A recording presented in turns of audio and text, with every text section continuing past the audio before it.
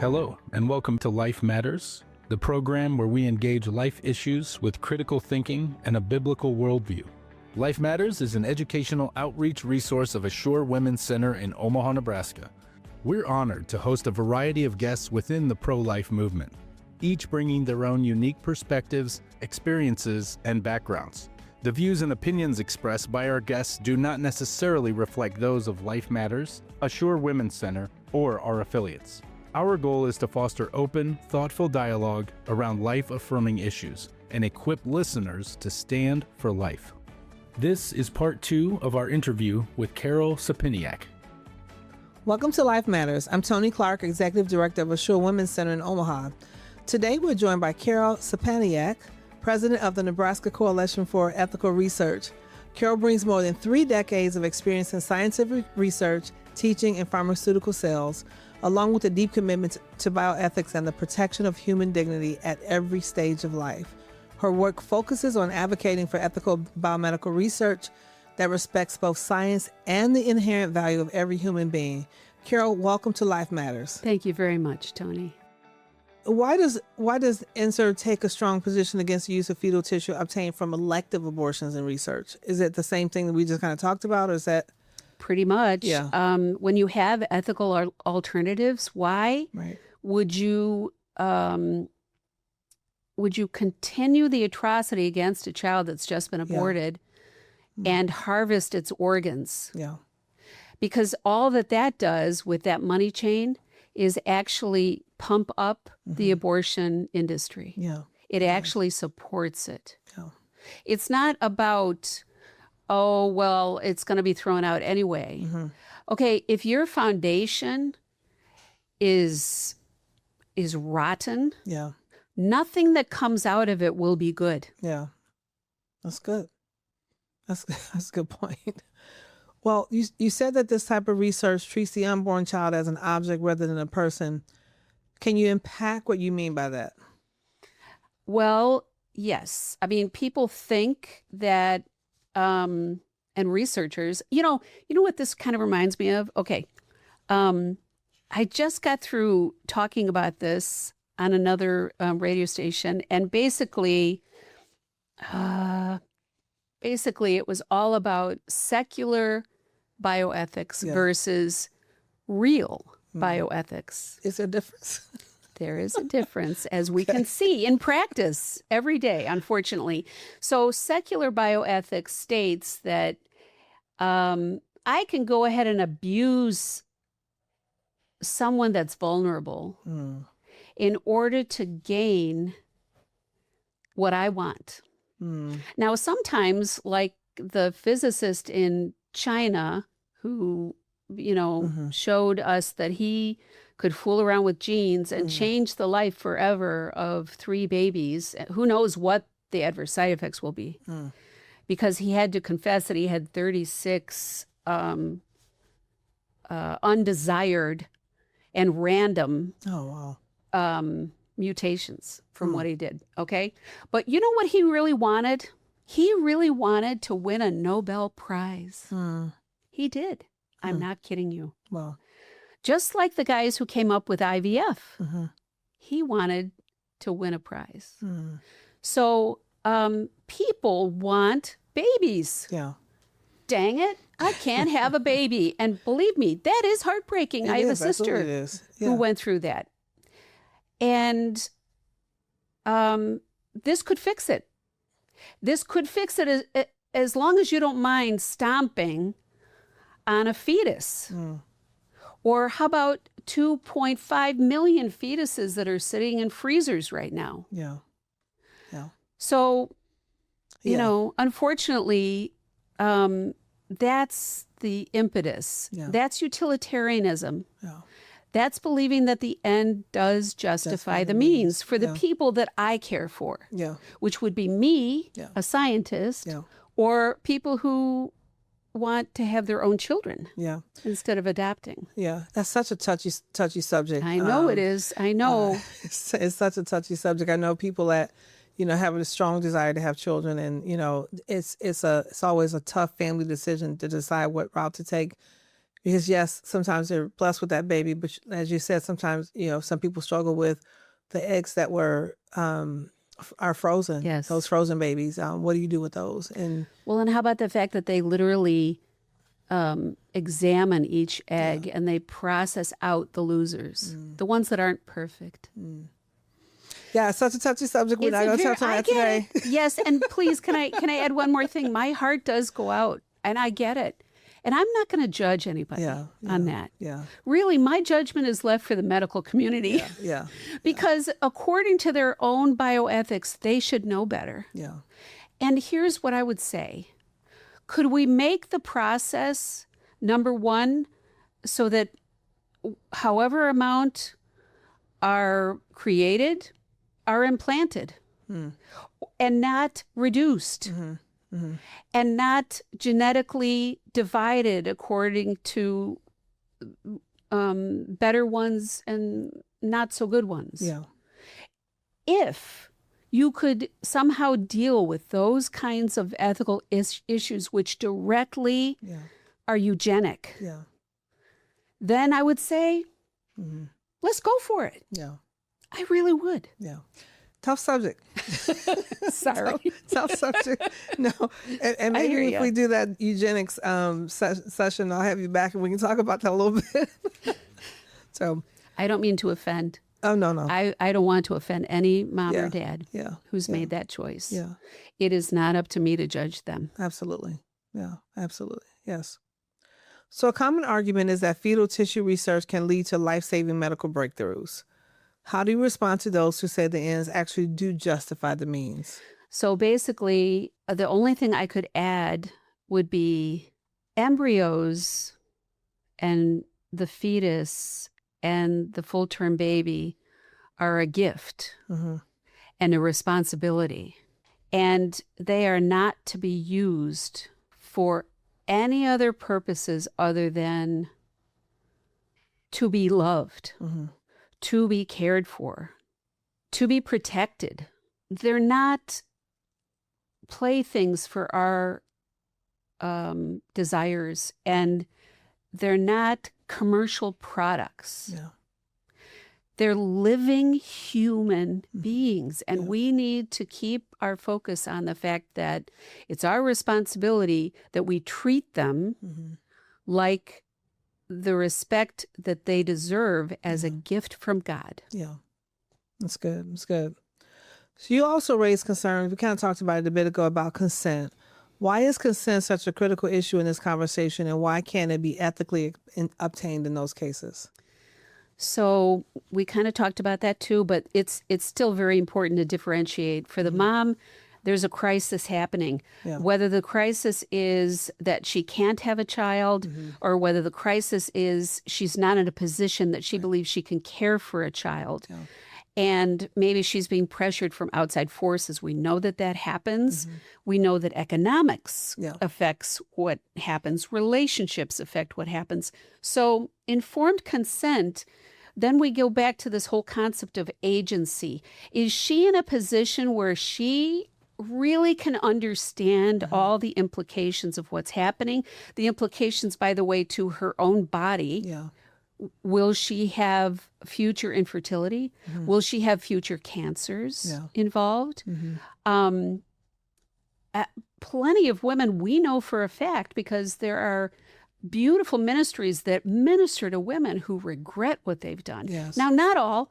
Some of them are seared and they rejoice. It's unthinkable. It's not understandable. So now let's move to the fetus. Fetus never asked for any of this. Yeah. Every once in a while when I was little, I would have this fear of death come over me. I think it's because all those old people around me that I love so dearly were dying quite a bit. Yeah. And I would say, God, I didn't ask to be born. And, you got to think about that. Yeah. They haven't asked. Yeah. They haven't asked to be torn apart limb by limb in the womb. They haven't asked to be have their organs harvested after they've come out of the womb.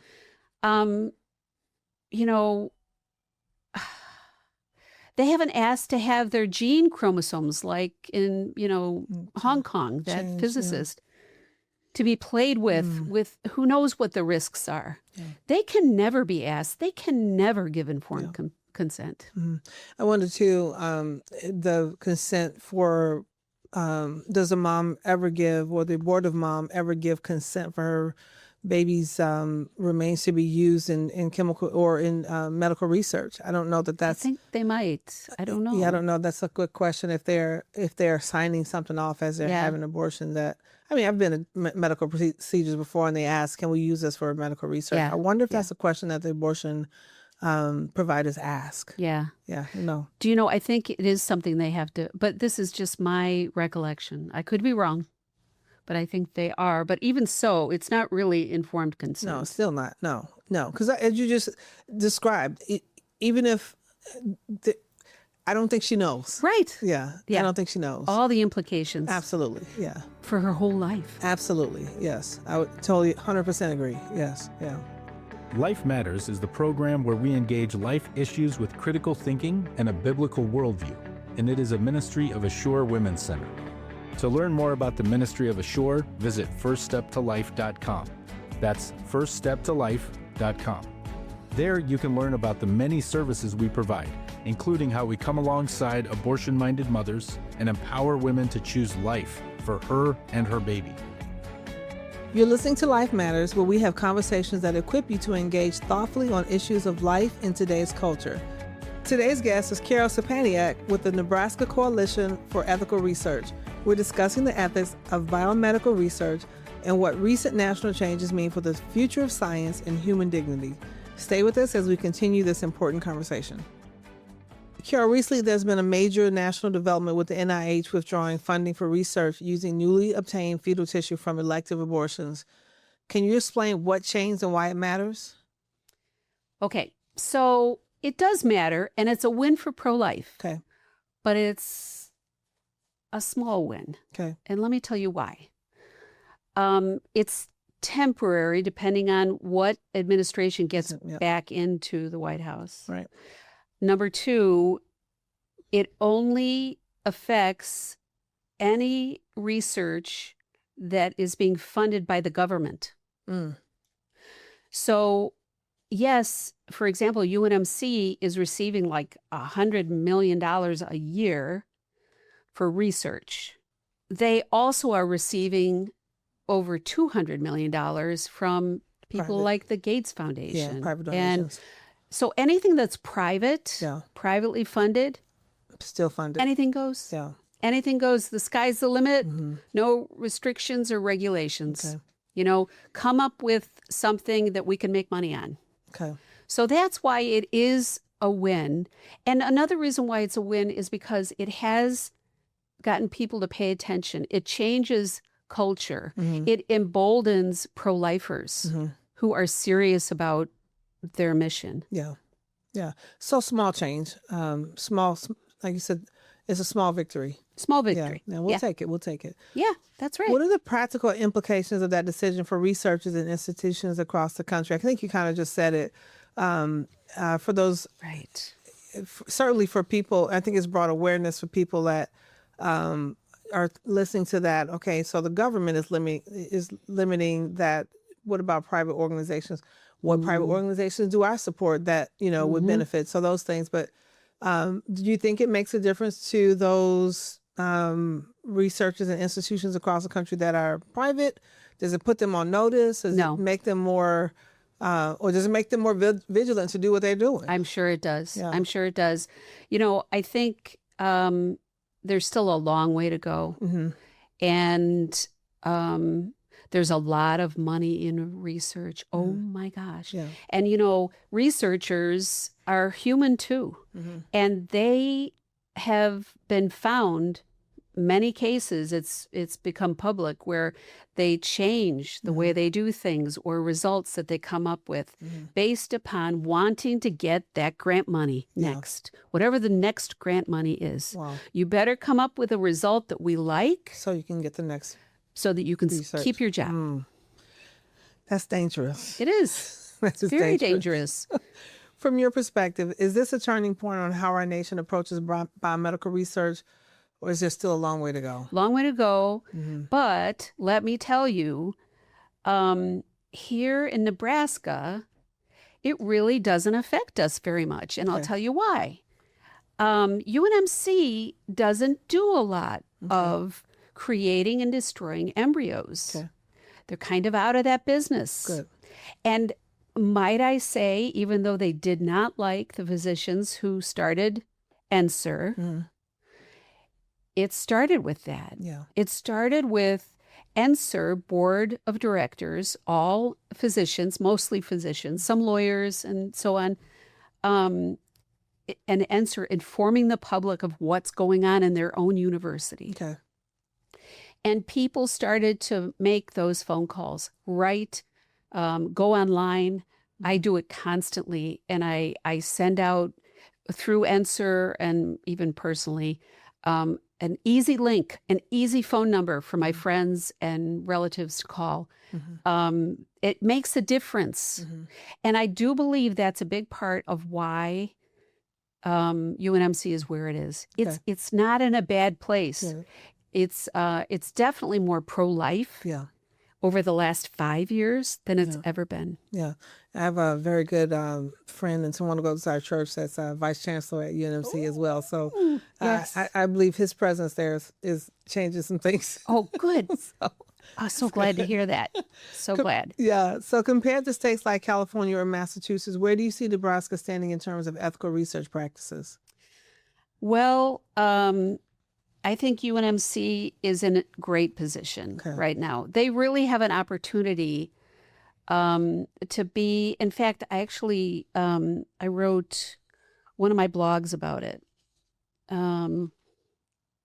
Just basically that they're in a position to really push and advance and perhaps be the leader in the country for ethical sources of tissues, whether it be, synthetic or organelles or voluntarily submitted miscarriages and so on. And I think it's their opportunity. They've got a public here who wants that. Yeah.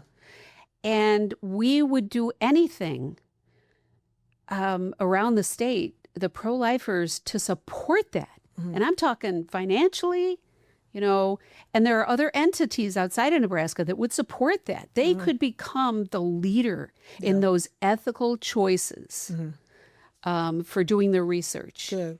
And in many ways, it would be very advantageous, not just to UNMC financially, but to patients. Yeah. Because they could literally individualize treatment based upon using these ethical sources, as opposed to using embryos or fetal tissue. Yeah.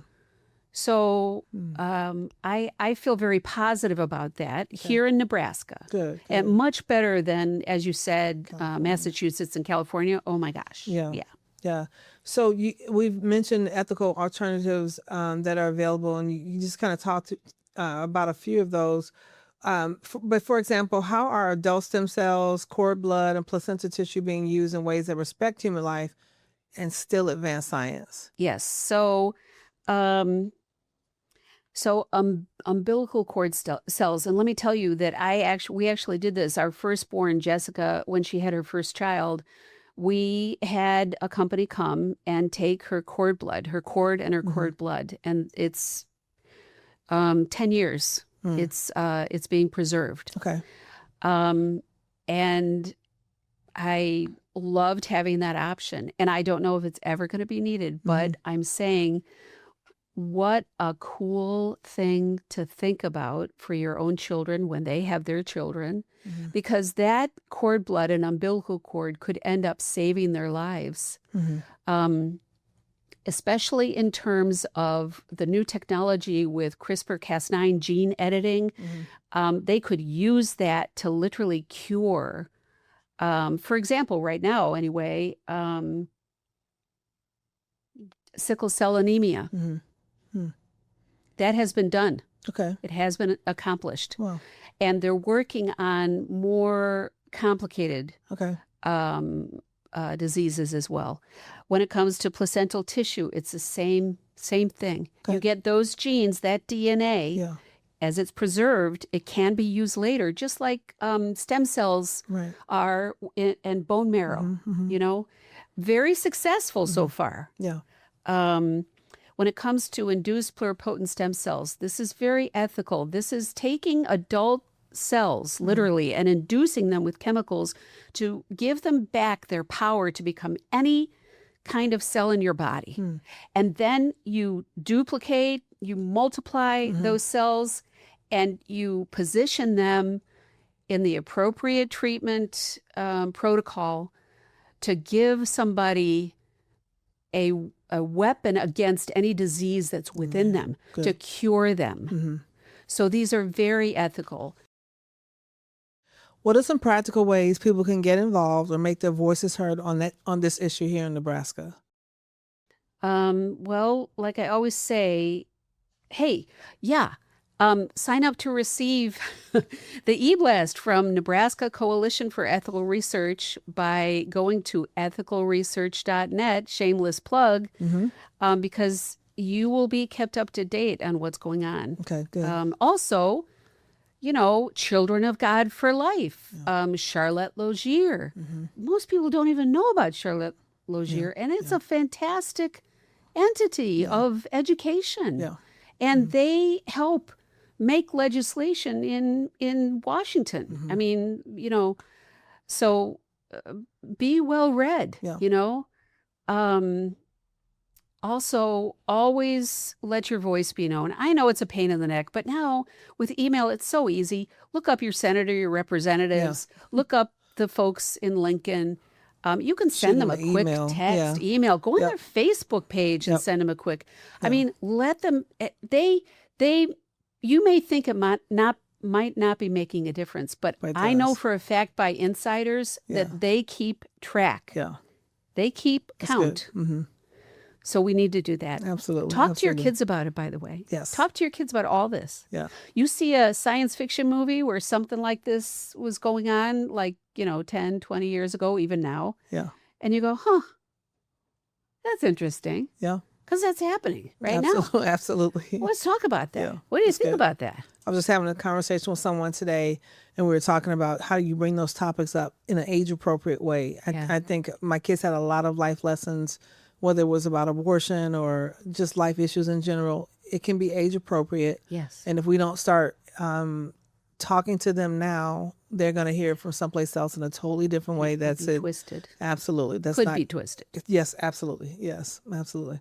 All right. As you look to the future, what gives you hope when it comes to the direction of biomedical research and the protection of human dignity? What gives you hope? People, the Lord and people, trusting God, and seeing the passion of people all around the country and all around the world. Yeah. Because now I am in connection with different pro-life entities in other parts of the world. And it's easy to just stay in your lane and think it's all about America, but the whole world, Right. Cultures are waking up to the devastation that transhumanism as a driving force for this technology can produce. Yeah. They're waking up to this. Yeah. And of course, transhumanism would be above trying to get above something from one to another, from human to superhuman, and this is not beneficial for humanity. It may be beneficial for the elite few, and that's why they want it, but it's not going to be beneficial for humanity in general. And it may even end humanity because of the carelessness of not taking into consideration endpoints that could happen. So, but I do feel positive about the passion that I see in people who are pro-life around the world. Yeah. And I do believe it's making a difference. Absolutely. Yeah. I believe it is light. Mm-hmm. And that light is going to take over all the darkness. Yeah. That's what light does. Yeah. Dark doesn't exist Mm-hmm. unless it's compared to light. Absolutely. Yeah. So A little bit of light dispels the dark. that's right. Yes. All right, Carol, one more time. Tell our listeners where they can go to learn more about your work and the Nebraska Coalition for Ethical Research. So our website is called Ethical Research, no space in between, just ethicalresearch.net. .net. And you can find out about us. You can sign up to receive. We send an e-blast about once a quarter with all the new information. We're not going to bug you or ask you for money. We're not going to do that. In this case, I'm speaking the truth. What we do is very organic. It's all volunteer. No one's paid. Wow. We are passionate about protecting the most vulnerable and allowing human beings to receive the kind of respect and dignity that they are created to receive. Yeah. At any age, stage, and ability. That's right. Amen. Amen. Carol, thank you so much for joining us today and for sharing your insight and expertise on such an important and complex issue. We're grateful for the work you're doing to advocate for both ethical science and the dignity of every human life. Thank you so much. Thank you so much. Life Matters is an educational outreach resource of Assure Women's Center in Omaha, Nebraska. To learn more about the ministry of Assure, visit firststeptolife.com. That's firststeptolife.com. There you can learn about the many services we provide, including how we come alongside abortion-minded mothers and empower women to choose life for her and her baby, as well as find our most current broadcasts and all of our past episodes. You can also find information on our website about how you can partner with us in the life-saving work of Assure. Thanks for listening to Life Matters. Join us again next week at the same time right here on BOT Radio Network.